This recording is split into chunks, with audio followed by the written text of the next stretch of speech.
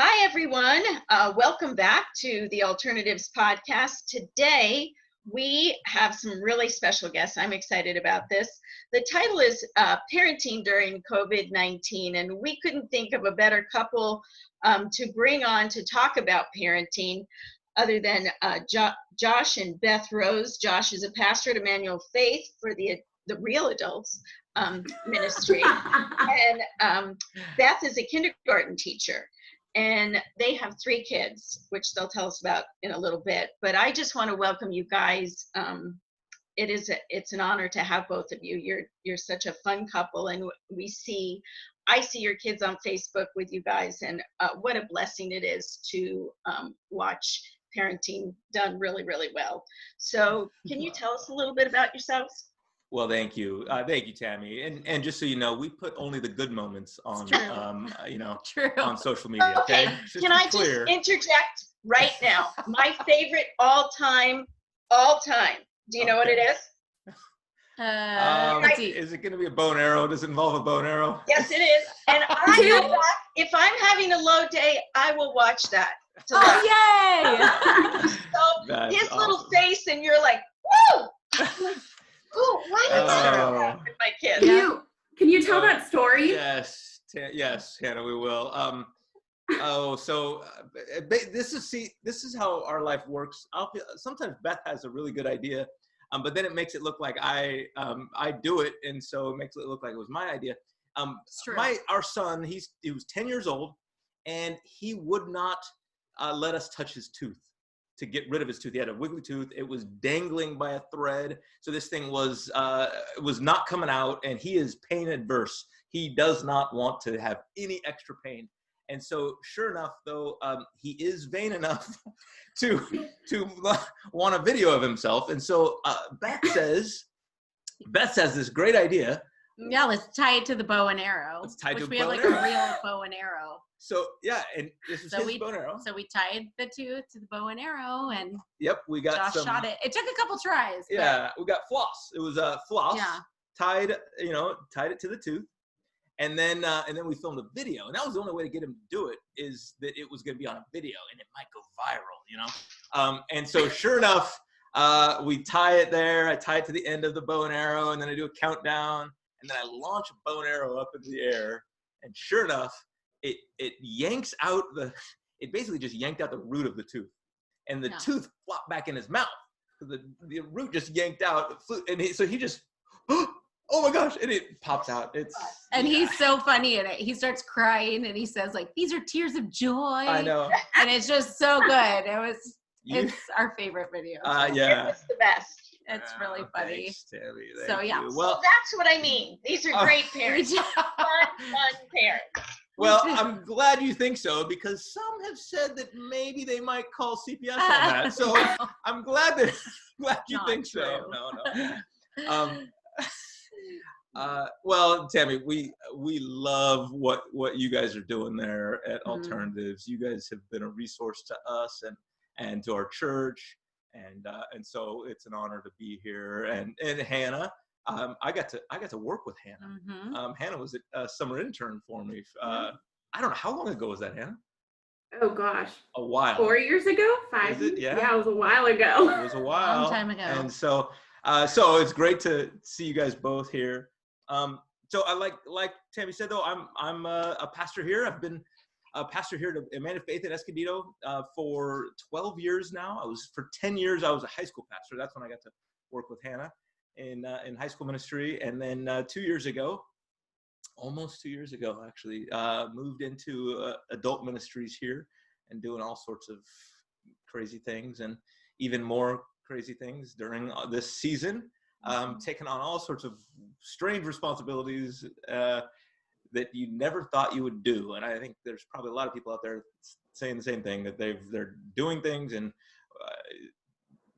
jumping into things that they never did. So, and Beth, yep, you are? I'm a teacher. I'm a kindergarten teacher here in Escondido. And this actually was my first year back to full-time teaching. So before this, I was teaching part-time a parent participation preschool program at the adult school.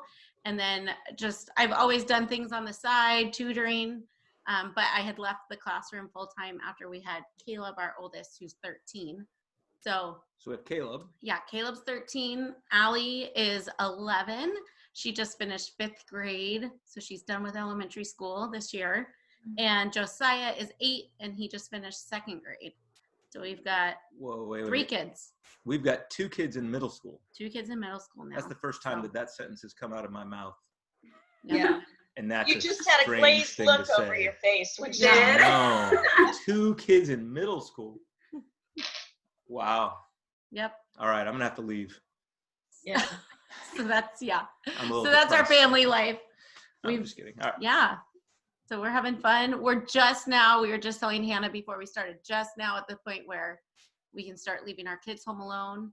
So actually that's really been helpful during this COVID thing too. And that's a stage that we've entered that I know a lot of people are not there yet. A lot of my friends aren't there yet, and it's hard. So, and we've been we're there. thankful for that right now. We've been there when we cannot leave, and we're with them all the time. And so we feel, all of you parents that are home like that, we feel your pain. It's a lot of work, especially these days. Mm-hmm. Oh, sure. 24/7 like that. Oh, yeah. But just for the other side, someday they will leave. Yeah, that's right. Oh, I know. Mm-hmm. So we will miss them. We say that often. One day we will miss this. Okay, if I can give some wisdom, we're totally unediting right now, but going off the script here. Off script, let's do it. When our kids were little and we were going to go out on a date night, one would run out to the driveway crying, or the other one, or please, pulling on your leg, don't leave. And so we'd bend down and talk to them and assure them everything was okay or whatever. And so it took a while sometimes to hit the gas and get out of here. Oh, yeah. That came full circle now as they're leaving. And I run out, one more hug. You run, yeah. Can I have one more hug? Okay, Mom, what don't you understand? We're leaving, we're getting married, we're moving. Okay, but please, can I have your location? So it comes around full circle, because they're just as patient with you on this side as you were with them when they were little. So remember that. Yeah. Wow. We should be patient. I guess. All right. Nice counseling session that you have. Sorry. I appreciate this. Okay. I appreciate this. We need it. So, in going to the next question, staying back on track, working, staying at home with your kids, combination of both, given your professions. You want to explain a little bit about how you do that and how you've navigated through this? Yeah. Well, so, we began this, it was, middle March, right? And we were both working outside of the home at that point.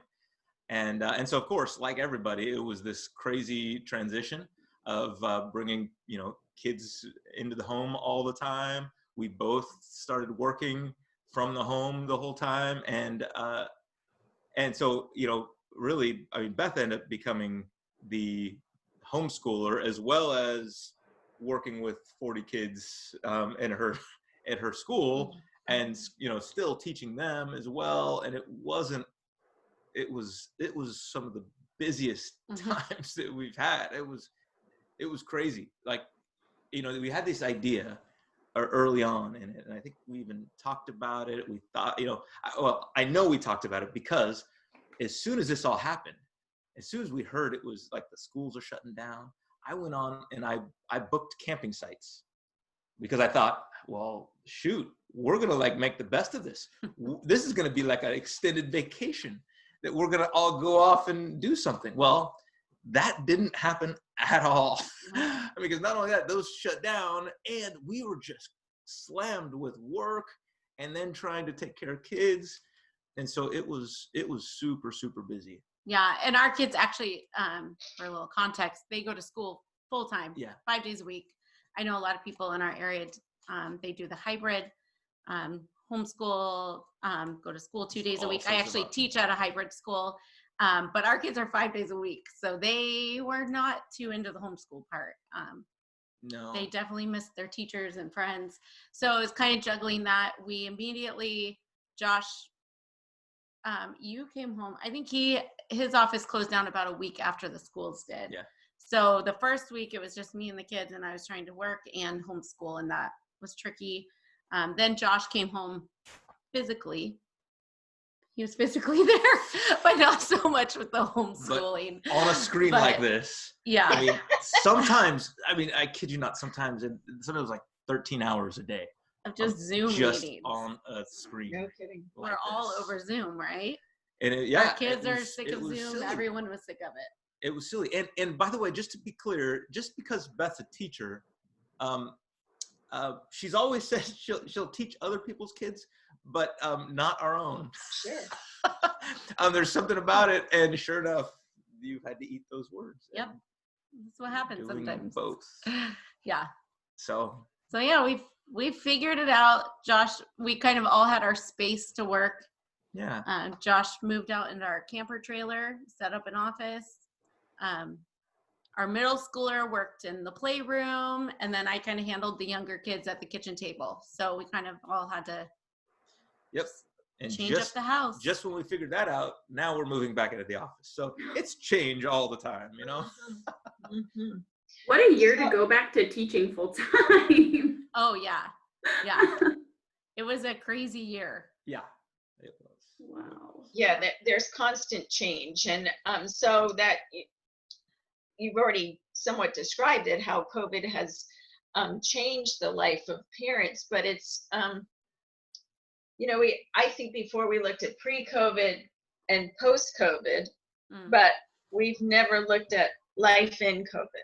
And so that we continue to navigate and change as new orders or something else comes up, and then it's constantly being flexible with that, and other people too, other people that we work with.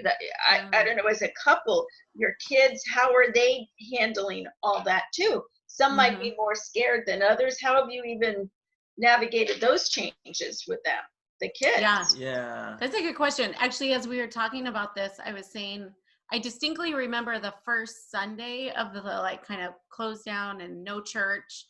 And I remember standing in the kitchen, and I was like, you know what? I'm going to make pancakes, and we're going to make this fun. And I remember just thinking, my kids are just going to remember how they felt during this time. So what can I do to make them feel good right now? And pancakes makes people feel good.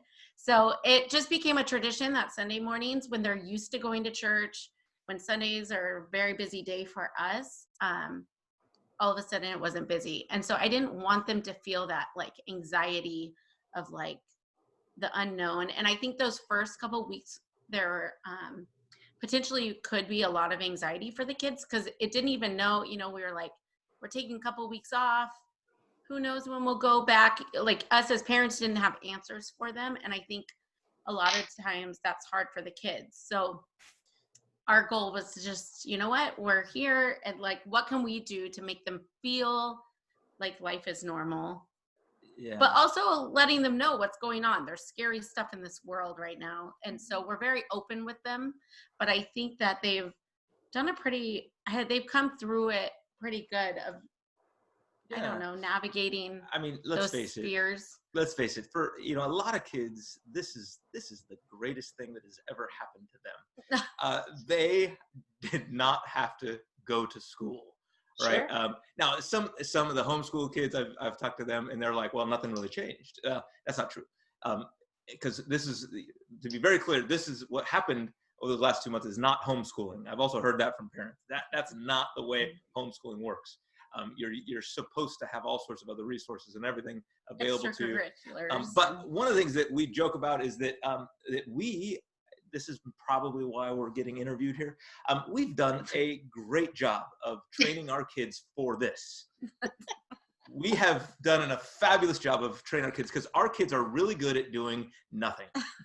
They are great at doing nothing, right? Our kids are the best at We're successful. We're successful. No, They are enjoying They a lot of are. video games. They are. And Let's actually, be honest. I do feel for the kids that are single, you know, the only child, who don't have others to play with in this, and you know, some of the kids who don't have the technology and stuff. I mean, this is hard for those kids in particular. And so we feel very blessed that there's 3 kids. They at least have each other, and they're generally able to entertain themselves. They're not good at working, at actually doing something useful, but that takes the push. That's where we have to work on those sort of things. So there you go. Okay.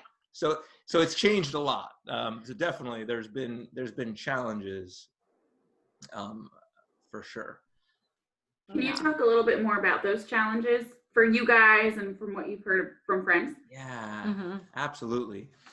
I think one of the hardest challenges for parents across the board is just you're not getting a break. You know, there's no, during COVID, especially when the restrictions were really tight, there was no babysitters to call on, like even grandparents. A lot of people who have grandparents close by and were used to relying on them, they couldn't see them. So I think that's it was just kind of that constant, like everyone's in the house all the time and I'm going to lose my mind, you know, like, so I think that's one of the big challenges is just not having any breaks. Oh yeah. We're 102 days in, I think. Is that what this is?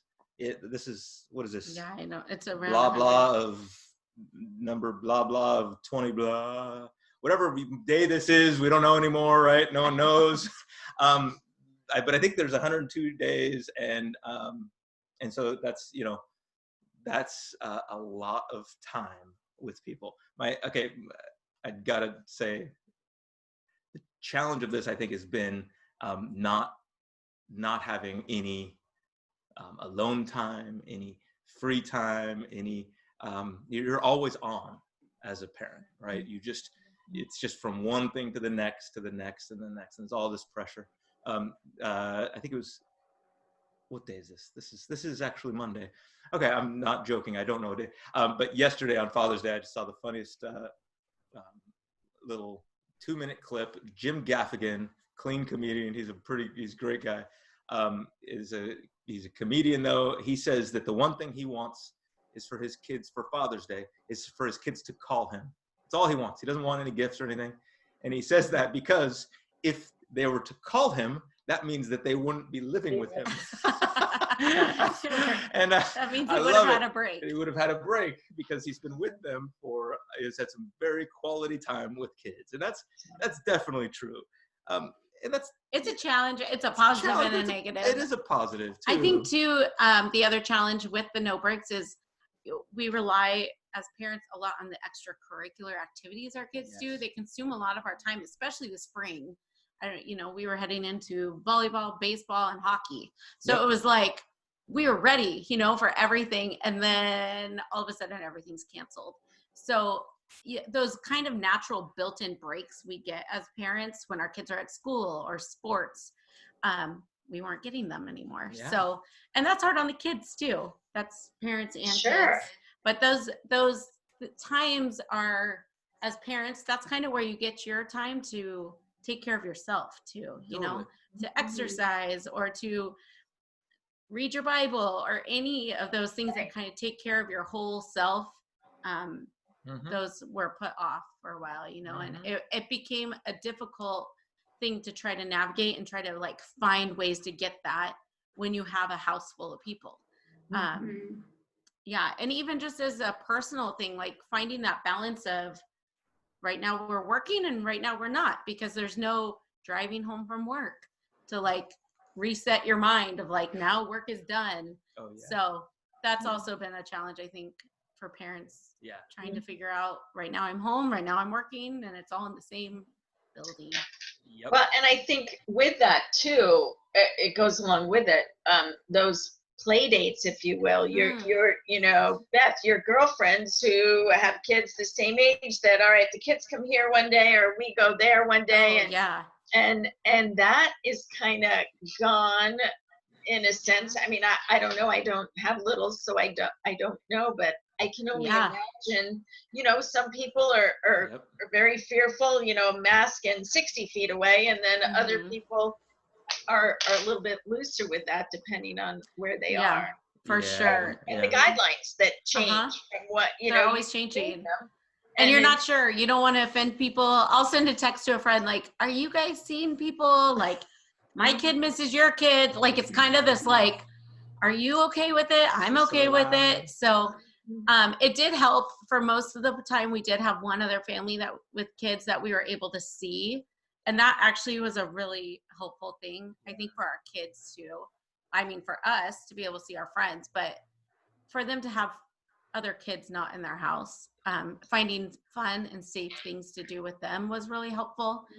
But also finding, we were talking about how technology, you know, a lot of times as a mom, especially, I feel really guilty when my kids are on screens too much. Like, and we're all about navigating, like you can have 1 hour of screen time or no screen time on school days and all this stuff. And all of a sudden COVID hits and we're like, I can't manage the screen time anymore because everything's on screens, but instead kind of flipping it. And we started to look at it as even a blessing of, okay, I've always hated that my kid wants to be on Fortnite for hours every day, but right now he's getting to talk to his friend, you know, and they can actually talk and they can play together. So looking at it as not just this negative in our life all the time, but a positive. Our daughter would do Zoom calls with her best friend and they would make cookies. Oh, they would just sit for hours and hours. I mean, that is so sweet. Yeah, they destroyed the house. I had to let go of that because, you know, 1 second they're making slime, the next they're making cookies, they're juicing lemons, but it's all over Zoom, which was so kind of changing our perspective of this technology and screens are just always kind of this negative thing, I think, for parents. Yeah. And it's something we always have to like manage and just kind of like loosening it up a little bit. So yeah, there's actually too, in all of this, I mean, over the years, as we've dealt with the screens, we thought it might be helpful. Like Josh has found a couple good resources for like managing those two, because it can be scary just to put your kids out on video games, you know, where they can talk to people or do you want to say those things? I mean, because that's actually, as we get into like, I don't know, what we would recommend to parents to think about. I think one of the things is that in these changing times, you've got to loosen some of those ideals that you have about those things. Because we have friends who still kind of are trying to stick to like screen time of 1 hour a day. Now, bless them. That's an amazing feat, but that means that mom or dad, if he's there in the house, whatever, but has to be entertaining these kids for the remaining at least 11 hours a day that they're awake, right? At minimum, that is a lot of work. And so I'd tell you, use the technology that is available to you. Let them have a few more hours of screen time, or let them do something and find ways to make it interactive. Even that's one of the things that we've even allowed kids to use, like play video games that like she says, that involve other people, so that they're still talking to people at least. I mean, sure, it's not the most meaningful conversations, but at least it's something, you know. And you know, they've watched more movies and they've watched more TV shows than normal. But here's just the general principle that I would say and recommend to every single parent out there. And this is something that I try to live by, we try to live by, and that is that actually it's going to sound counterintuitive, but here it is. Your kids should not come first. I don't want your kids to be your first priority. That sounds like it's, you know, that's against what everyone says. We live in a culture where, you know, it's like kids are, we're told that they're our first priority, that we should be doing everything for them. And if you don't, you're going to ruin your kid and all those things. And if you give them an extra hour of screen time, it's going to, whatever, they're going to, who knows what it is that's going to happen to them, because we live in this fear culture. But they are not your first priority. Okay, they're a high priority, maybe one of the highest. But actually, if you're married, okay, your spouse is your first priority. All right. If you're single and a single mom, single dad raising kids, okay, that's hard, and we pray for you guys, and that's really tough. But you are your first priority, because you cannot parent kids unless you are healthy. Okay, a couple can't parent kids in a loving way unless they are healthy. And so I tell my kids this all the time. Because you know how kids will always ask, like, who's your favorite? Right? Do you love me most? Right? And they always do this. All three of my kids have asked this. And so my standard answer is no, you are not my favorite.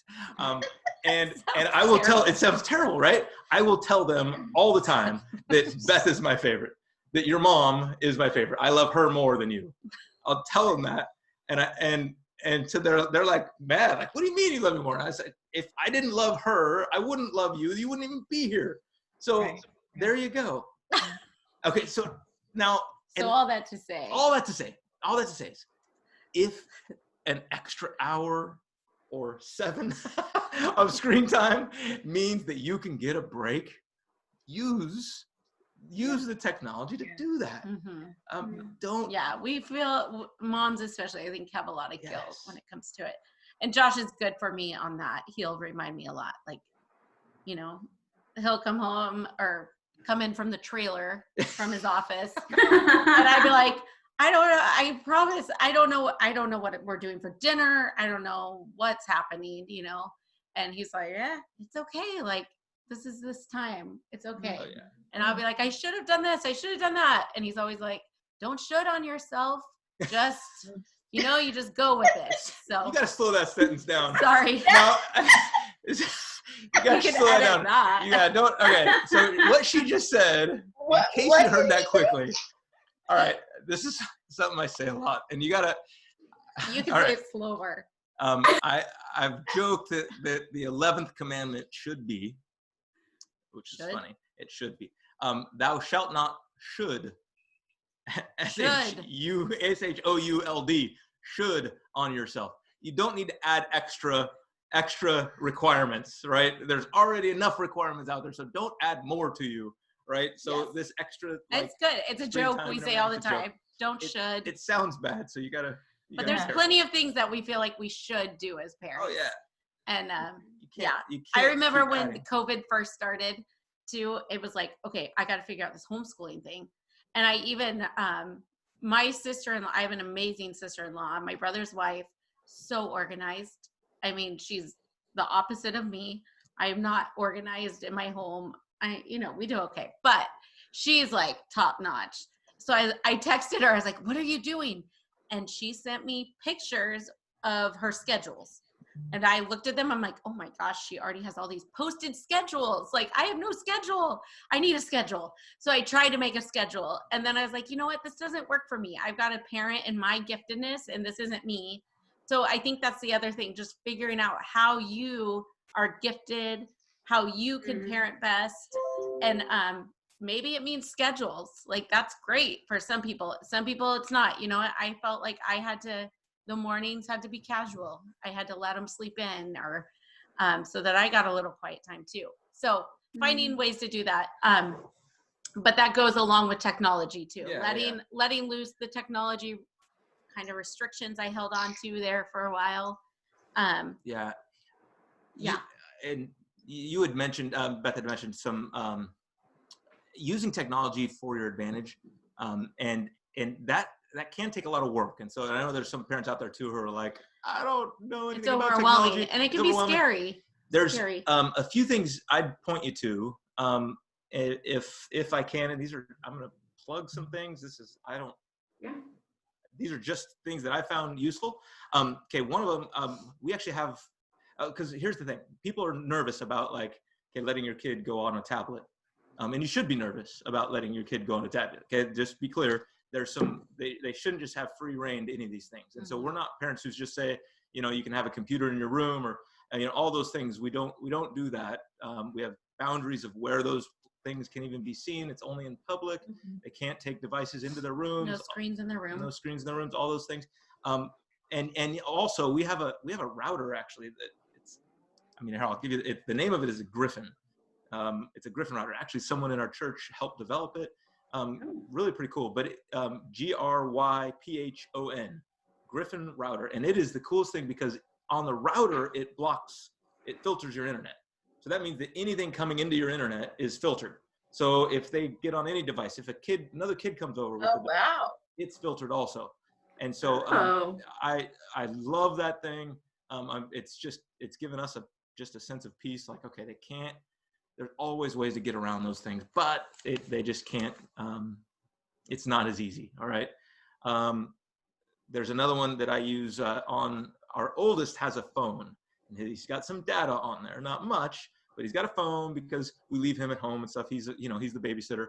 And so so he's got a phone, but I also have software on his phone that I can control and I can do things with.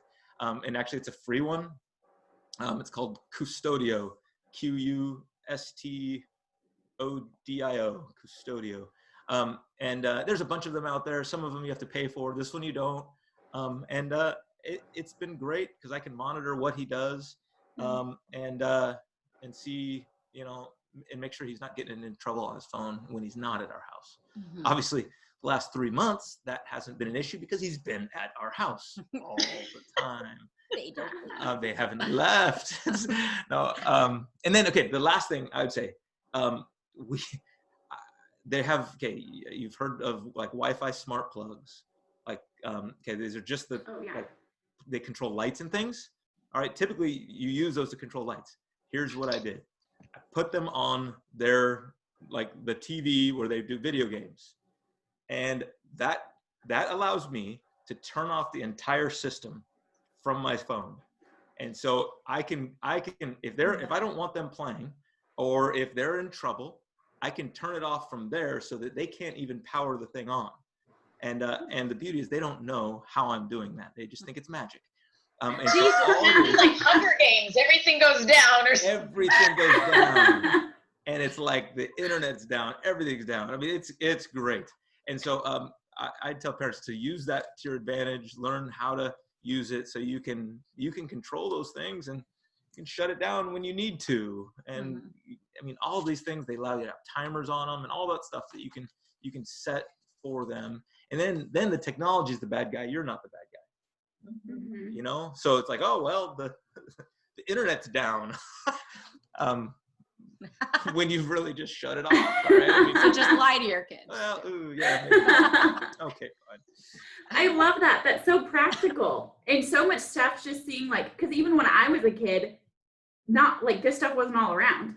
So it's really cool to see even how like technology has progressed. There's the precautionary measures and the safety measures that have progressed as well. So it's really cool. Yeah. So we're just gonna go through a couple other questions and kind of skip a few because I know you guys had your list. But what would you tell parents that feel frustrated and or inadequate in this season? That's a good one. We were talking about there's a lot to be frustrated about right now. Especially as everything, the initial close down of things was you were looking at like 1 month. And then it was like, okay, I can handle that. We had my 40th birthday trip. It was like right in that first month canceled. We're like, okay, bummer. It's okay. We're going to rebook. So we rebooked for like May and then it like went again. And then we rebooked in June, canceled again. Rebook in July, got canceled again. So it was we're going to celebrate her 41st birthday. That's right. Lord willing. Now you just said how old I am. You just said your 40th. Oh, I did say it. Oh, I did it. Wasn't me. It's okay. He's older. That's true. So there was a lot to be frustrated there at the beginning. I know in our own life, just little things that were canceled. Our kids were looking forward to a lot of things in the spring. And so I just look at it, there's a lot of frustration. I know as I talk to my friends too, like school, we don't even know how school's going to open in the fall. And that just not knowing is really hard for us. Like as parents, we can't plan. Like I'm seeing plans for my kids' school. Like maybe they'll go 1 or 2 days a week. Maybe they'll go 5 days a week. We just don't know. So even as a parent, a full-time working parent, that's hard. And there's just a lot to be frustrated with. And I can find myself frustrated with the principals or the teachers or the people who don't have answers for me. And then I have to remember, then I go to work on Zoom and I am sitting in district meetings and I'm hearing, we just don't know. Like, and I think that's what I've realized during this time. When I feel frustrated, I need to realize that no one knows. Yeah. Like, this is not something that we've done before. We don't have pandemics all the time. Schools have never shut down like this. So like I have found, I live in both worlds. I'm the parent, but I'm also a teacher, and just realizing we need to have grace for these people who are making decisions and assume the best, right? Like, I just think that's Yeah. I can get really frustrated with the people who are giving me the info, but then it's like, you know what, it's their hands are tied too. And just realizing I need to have grace and just realize this is temporary. This is not going to be a forever thing. Josh has been really good with me when I get a little anxious about things. Throughout all my parenting journey, he'll always tell me, we don't make decisions out of fear. So I feel like with frustration, there comes fear of this unknown. And I'm quick to like, okay, what decisions do I need to make then so I don't feel this way? Do I need to go to this school? Do I need to go to this school? Do I need to I don't know wear a mask? Do I not need to wear a mask? Yeah. Do I don't know. So I think just not letting that fear and frustration kind of take over and just realize and give grace to myself, grace to others, that we're all trying to figure it out, and we're not going to know answers till the last minute. Yep. That's kind of the This reality we live in right now. Yeah. It's new for all of us. And here's the thing. The experts don't know what they're doing. If anything's more clear, like our government doesn't know what they're doing in this. They're making this up as they go. And then I feel like they're telling us ideas. And so even schools, the schools are, and so parents out there, the schools have each week that's changing for them too. And so they're throwing out ideas and we've joked that that's almost like not helpful. Because they're giving us worst case scenarios. They're giving us, each time they're telling us something that stresses us out to, we got to change this and we got to change that. We're not going to know. And from a teacher's perspective too, they're not going to have the full plan until, a few weeks before. And even then it's probably going to change. And so we've all got to learn to just hold these things loosely and be flexible with them. And then do you want to say if you're feeling inadequate? Yeah, you asked the question about feeling inadequate. Let me say this. There's going to be a day when I'm going to feel ready to be a parent. I'm the parent of 3 kids, and I don't feel ready to be a parent, right? And there's still that inside of me that's like, I don't know that the goal isn't necessarily to feel adequate. In fact, there's a sense in which the feeling of inadequacy can point us to finding our sufficiency somewhere else. And that's really what I want to point to. And in fact, if I could, I want to take you to a scripture passage that for parents out there, especially that are feeling inadequate, feeling discouraged. And if I could, this is a scripture from the book of Ephesians. A guy named Paul is writing a letter to people, and he says this. Okay, even before he's talking about God, even before he made the world, God loved us. He's saying he loved you. Okay, so here's the first thing I want you to know is that there's a God who loves you. He chose you. He picked you. Okay, is the next phrase that he says. He picked you. He chose you in Christ, holy, without fault, and without fault in his eyes. And I just love this, that the God of the universe sees you. And I want you to hear this, that parents out there that are feeling alone in this, know that there is a God who loves you, who chose you to do the very thing you're doing, okay, to be raising these kids. But then he sees you, okay? He sees your pain. He sees your feelings of inadequacy. He sees your loneliness. He sees the frustration, and yet he still loves you. The verse goes on and says, God decided in advance to adopt us into his own family by bringing us to himself through Jesus Christ. This, and I love this verse, this is what he wanted to do, and it gave him great pleasure. Because here's what I want you to hear as parents, that just like you are taking care of these kids of yours, what the God of the universe has said is, I want you to be a part of my family, so that you can be a child, my child. And he says this gives him great pleasure for you to just be a child again. Not all the responsibility is on you.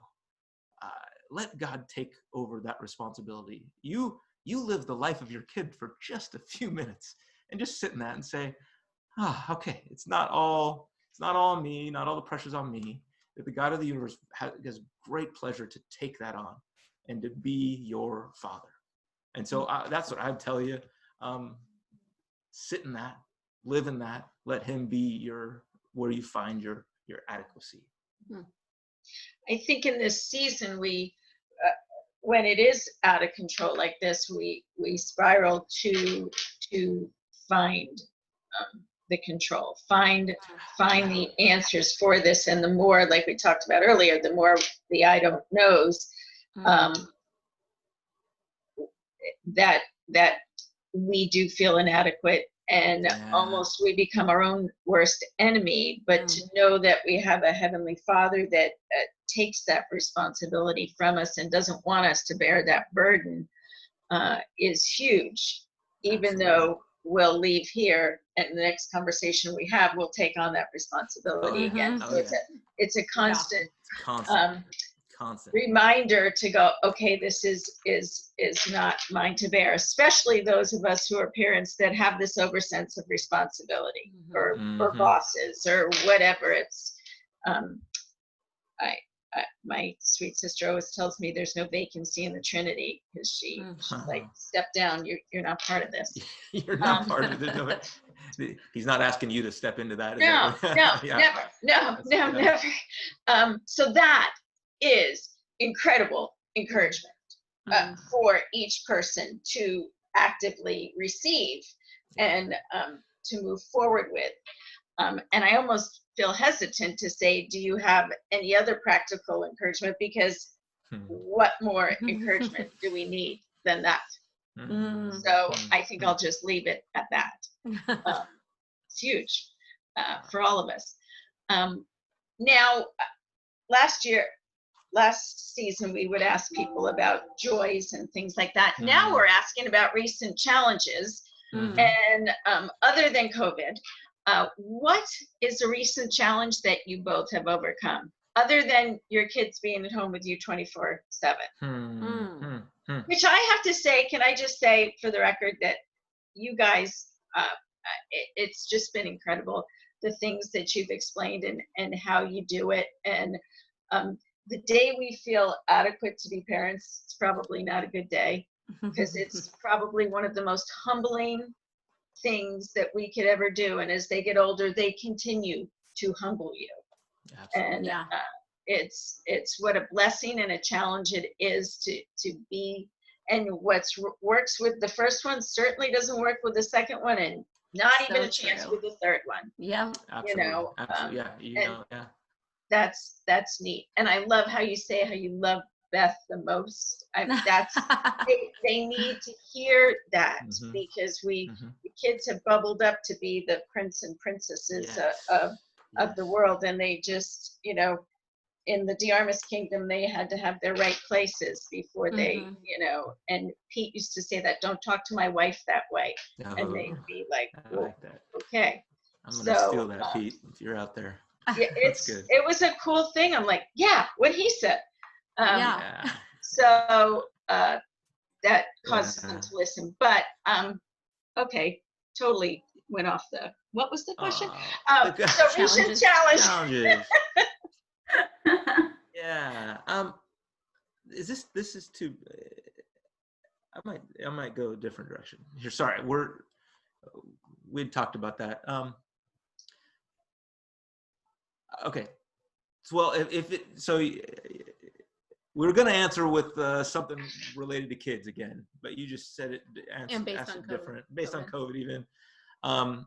Instead, let me go a different direction. Well, first, by the way, thank you. That's very, very kind of you to say some of those words, and that means a lot. And just to be very clear, we don't have it all together. No. And I joked before that we only put the good things on social media, and that's the way that stuff works. Coming. Everybody, realize that's what everybody does, and so don't ever get look at other people and say they got it together. We don't. We don't. We're learning how to do this, and we yell at our kids. We make mistakes with our kids. We punish them more than we should. I mean, at times, and then we give, we have to change our mind. Definitely didn't learn much school during COVID. They got by. Yeah. Oh. They learned enough. So all that to say, there's all sorts of other things that we're going through, and one that we're still going through, and in fact, we could use prayer for. I know I could use prayer for, and that my dad's in some really kind of getting into later stages of Alzheimer's right now, and this was hard. Well, this relates to COVID because we couldn't see him for a long time in this whole stuff, and then we started seeing him, and once we did, it was drastically different. So he had forgotten all of us. He doesn't really know any of our names anymore.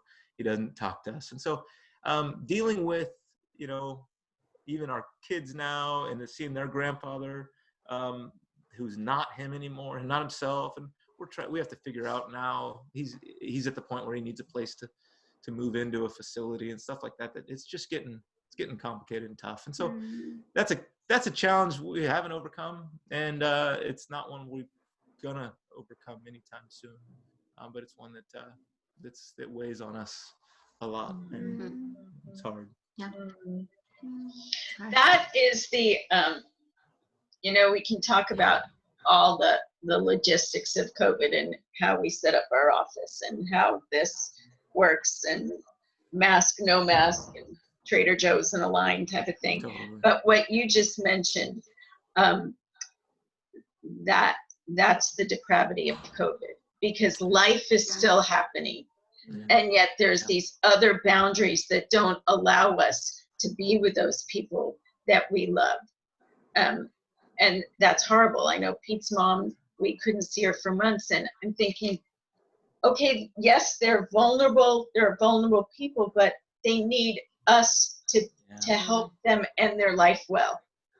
And yet that's not happening. And to me, that's one of the, I told my kids, I said, if me not seeing you guys is what we're supposed to do in COVID, I said, I don't care. I'd rather have COVID and see you and go happily than know that we've, I don't want to say follow the rules, because I'm a total rule follower. Oh yeah. I really am. I don't sound like I am right now, but because my kids being family, what you just described, that's family. This is life. This is what it's all about. And to have this extra boundary, that's really hard, Josh, and we'll be praying for you for sure. Well, thank you. Thank you so much. Yeah. Thank you. Yeah, it's hard. Okay.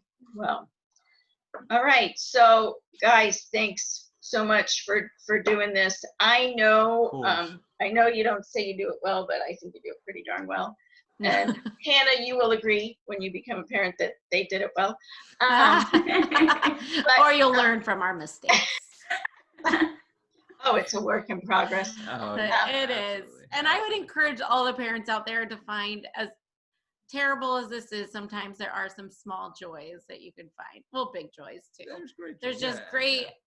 I mean, it's hard to have your kids' schedule wiped clean, but then it's also cool to just be forced to be in home too. And just looking at it as this is temporary and a once in a lifetime, hopefully, thing, right? That we'll go through and enjoy it. Watch more movies, play games, and go on a walk. Yeah. The simple things. We brought out the Wii. I love the Wii. Oh yeah. Expert. The Wii's so fun. Oh my goodness. I'm obsessed. I go take my thing and shoot birds. Yeah. Kind of odd. Okay. How can our listeners get in touch with you? Oh, well, okay. So we're available anywhere. You can email us. Or on social media. We're on social media. Josh doesn't check it very often, but he's there. I'm there. I'm on all of them. In fact, you can find me on I think just about all the social media outlets. Joshology, study of Josh, is like on all of them, on Facebook, on Twitter, on Instagram. They're all the same. Yeah. And Beth is. I'm Beth E. Rose. Or it also spells Be the Rose. Be the which Rose. I didn't realize when I made it, and then feel embarrassed by that. My last name is Rose. It's not like some artsy thing. I was trying to be the Rose, but my middle name's Erin, so it just made it. I had to use my middle initial. She is the Rose. The Rose. Anyway. But yeah, and then at Emmanuel Faith Community Church, if you're ever wanting to stop by here in Escondido, come on by. I'm here most times, and so love to connect with you that way. My email jrose@efcc.org and EFCC Emmanuel Faith Community Church.org, and love to connect with you that way as well. And I used to help run the MOPS and Moms Next program at Emmanuel Faith. So if anybody's interested in that, I can help direct you. I don't do it anymore now that I'm teaching full time, but help get you connected with great stuff here. Some great groups of moms too, just for that social. It's just the best place. More than just social, but it's a great place. Say what MOPS and Moms Next. Yeah, MOPS is a group it stands for Mothers of Preschoolers, and it's a international organization. So Emmanuel Faith Community Church in Escondido hosts that. And then they have, and then Moms Next is the same, but it's for moms of school-aged kids. So anywhere, once your kid's in kindergarten all the way through high school. So it's a cool little group that we've got going on here. I miss being a part of it. It was a fun season of my life. But also I'm available for any school. I know there's a lot, moms feel a lot with school right now. So I teach at a hybrid school, but my kids go to a traditional 5-day-a-week school. So we kind of live in both charters and publics. We do it all. So who knows where we'll be year to year, right? And maybe in the fall I'll be homeschooling again. So. Yeah, we'll see. Well, thank you guys, and thank you for sharing your experience with all of this. And Tammy and I were talking, and we just knew that having you guys on, like, you would be able to share like a genuine and honest perspective about this and what you're walking through, but also just like the practical side of things and like resources. And so yeah, we're very grateful for that. And for our listeners, thank you for listening again and tuning in today. I hope you took away a lot. And if you're not a parent, I hope you just had a good time listening and got a good laugh. But if you guys could leave us a rating and review, that would be a huge help. Thank you so much, guys. Talk to you soon.